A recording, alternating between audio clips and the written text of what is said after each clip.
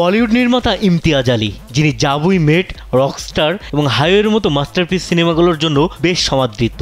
তার মুক্তিপ্রাপ্ত কিছু সিনেমা এতটাই জনপ্রিয় হয়েছিল, দর্শকরা সেগুলোর সিকুয়েল চেয়ে আসছিলেন দীর্ঘদিন ধরে। কয়েক বছর আগে নির্মাতা সেই ট্রেন্ডে যোগও দিয়েছিলেন এবং লাভ আজকাল 2 নিয়ে এসেছিলেন দর্শকদের মাঝে। কিন্তু সিনেমাটি আশানুরূপ বক্স অফিসে সাফল্য পায়নি। তবে গুঞ্জন শোনা যাচ্ছে তিনি নাকি এবার রণবীর কাপুর অভিনীত রকস্টার সিনেমার সিকুয়েল নির্মাণ করতে চলেছেন।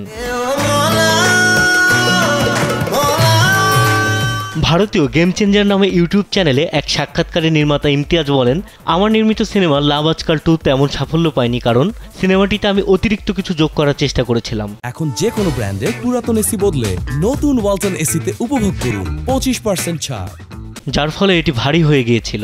এ কারণে আমি এখন অনুভব করি যে যদি সত্যি প্রয়োজন না হয় তাহলে আর সিকুয়েল বানাবো না। কখনো এমন হতে পারে যে রকস্টার নিয়ে কোনো অদ্ভুত ভাবনা আমার মাথায় চলে আসবে এবং ঈশ্বর প্রদত্ত সেই ভাবনা আমাকে রকস্টার 2 নির্মাণের দিকে ধাবিত করবে।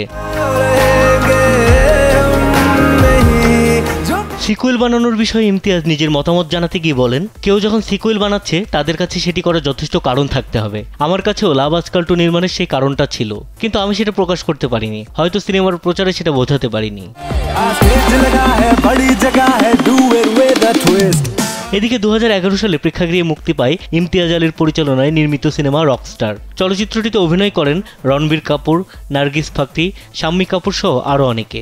ছবিটি সে সময় বক্স অফিসে দারুণ সাড়া ফেলে এবং বিশ্বব্যাপী আয় করে 108.71 কোটি রুপি। বিনোদন ডেস্ক, কালবেলা।